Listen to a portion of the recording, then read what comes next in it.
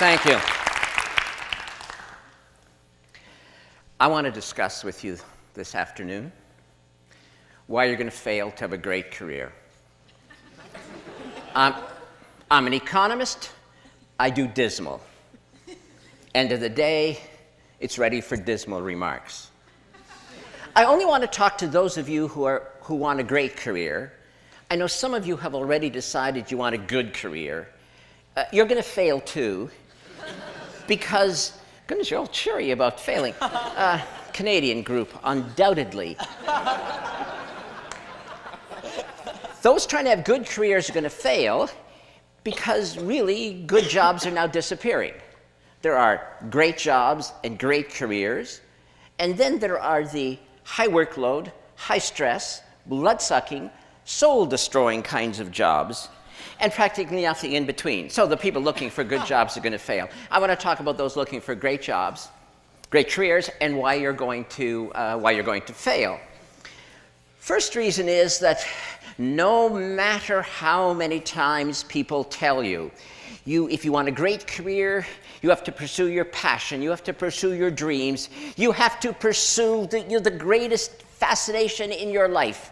You hear it again and again, and then you decide not to do it. It doesn't matter how many times you download Stephen Jay's Stanford commencement address, you still look at it and decide not to do it. I'm not quite sure why you decide not to do it.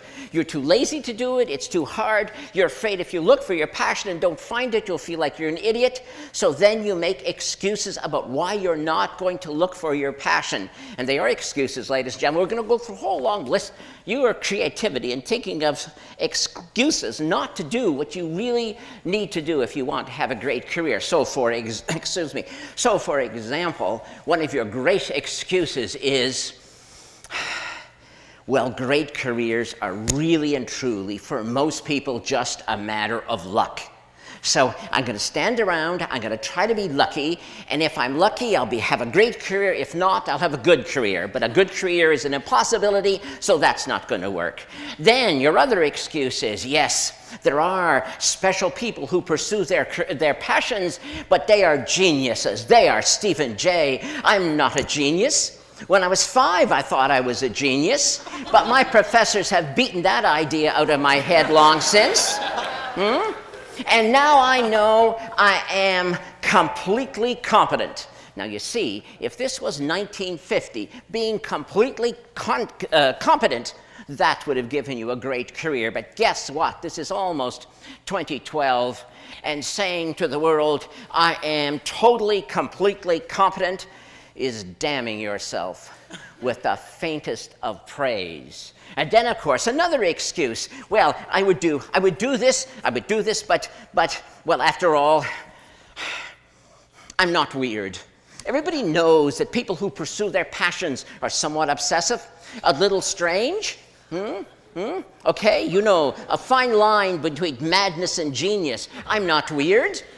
I've read Stephen Jay's biography. Oh my goodness, I'm not that person. I am nice. I am normal. I'm a nice, normal person, and nice, normal people don't have passion.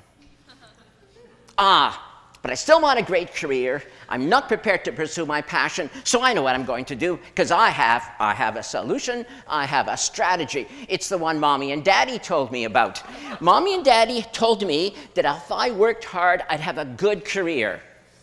So if you work hard and have a good career, if you work really, really, really hard, you'll have a great career. Doesn't that, mathematically make sense? Not.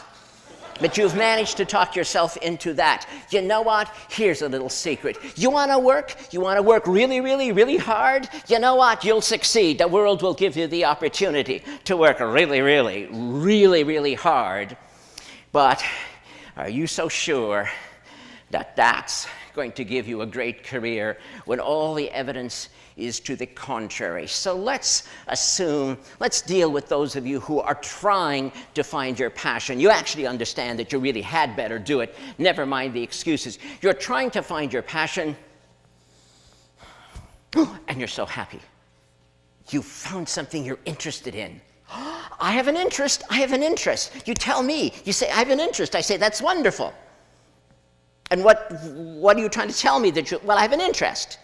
I say, do you have a passion? I have an interest, you say. Your interest is compared to what? Well, I'm interested in this. And what about the rest of humanity's activities? I'm not interested in them. You've looked at them all, have you? No, not exactly. Passion is your greatest love.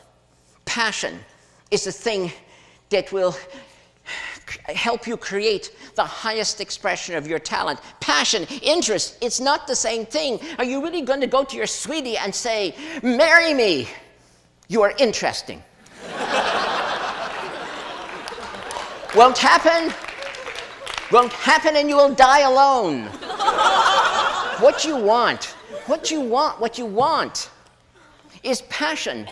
It is beyond interest. You need 20 interests, and then one of them might grab you, one of them might engage you more than anything else, and then you may have found your greatest love in comparison to all the other things that interest you. And that's what passion is. Now, that friend proposed to his sweetie. He was an economically rational person. He said to his sweetie, let us marry. Let us merge our interests. Yes, he did. I love you truly, he said. I love you deeply. I love you more than any other woman I've ever encountered. I love you more than Mary, Jane, Susie, Penelope, Ingrid, Gertrude, Gretel. I was on a German exchange program then. I love you more than All right. She left the room halfway through his enumeration of his love for her. After he got over his surprise at being, turned down, he concluded he'd had a narrow escape from marrying an irrational person. Although he did make a note to himself that the next time he proposed, it was perhaps not necessary to enumerate all of the women he had auditioned for the part. But the point stands. You must look for alternatives so that you find your destiny. Or are you afraid of the word destiny? Does the word destiny scare you? That's what we're talking about. And if you don't find the highest expression of your talent, if you settle for interesting, what the hell ever that means, do you know what will happen at the end of your long life? Your friends and family will be gathered in the cemetery, and there, beside your grave site, will be a tombstone, and inscribed on that tombstone it will say, "Here lies a distinguished engineer who invented Velcro." But what that tombstone should have said in an alternative lifetime, what it should have said if it was your highest expression of talent, was, "Here lies the last Nobel laureate in physics, who formulated the grand unified field theory and demonstrated the practicality of warp drive." Velcro indeed. One was a great career. One was a missed opportunity. But then there are some of you, in spite of all these excuses, you will find your passion, and you'll still fail. You're going to fail because you're not going to do it, because you have invented a new excuse. Any excuse to fail to take action. And this excuse I've heard so many times. Yes, I would pursue a great career, but a value. Human relationships, more than accomplishment. I want to be a great friend. I want to be a great spouse. I want to be a great parent, and I will not sacrifice them on the altar of great accomplishment. What do you want me to say? Now, do you really want me to say now, tell you, really, I swear I don't kick children? Look at the worldview you've given yourself. You're a hero no matter what. And I, by suggesting ever so delicately that you might want a great career, Must hate children. I don't hate children. I don't kick them. Yes, there was a little kid wandering through this building when I came here, and no, I didn't kick him. Of course, I had to tell him the building was for adults only and to get out. He mumbled something about his mother, and I told him she'd probably find him outside anyway. Last time I saw him, he was on the stairs crying. What a wimp. Well, but what do you mean? That's what you expect me to say. Do you really think it's appropriate that you should actually take children and use them as a shield?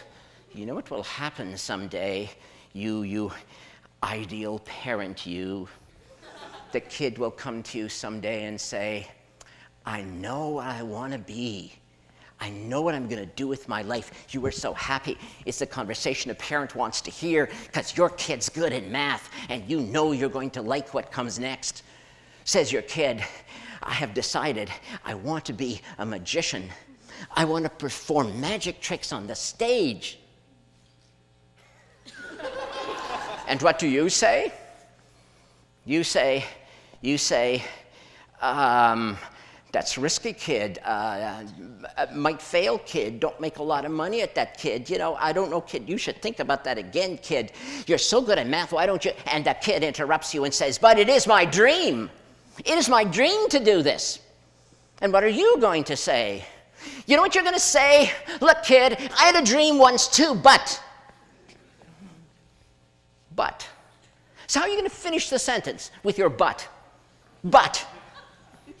I had a dream too once, kid, but I was afraid to pursue it. Or are you going to tell him this? I had a dream once, kid, but then you were born.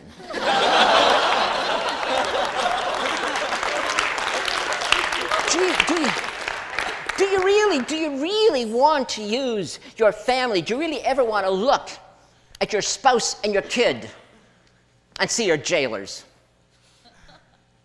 There was something you could have said to your kid when he or she said, I have a dream. You could have said, looked the kid in the face and said, go for it, kid, just like I did. But you won't be able to say that because you didn't. So you can't.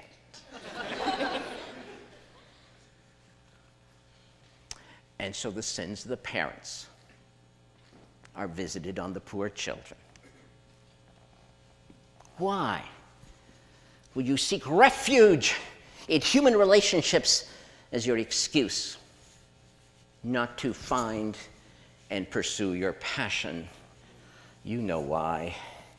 In your heart of hearts, you know why, and I'm being deadly serious. You know why you would get all warm and fuzzy and wrap yourself up in human relationships. It is because you are. You know what you are. You are afraid to pursue your passion. You're afraid to look ridiculous. You're afraid to try. You're afraid you may fail.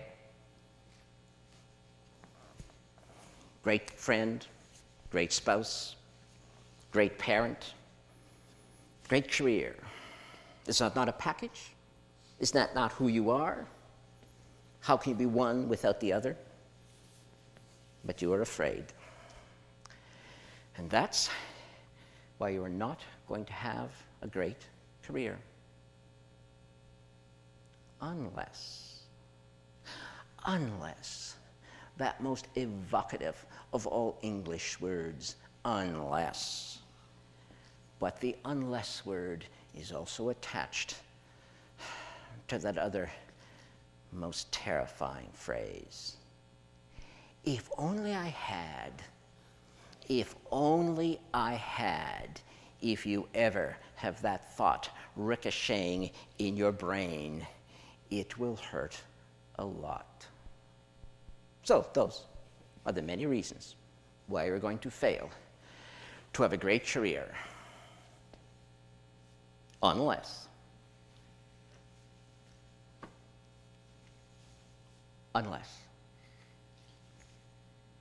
Thank you.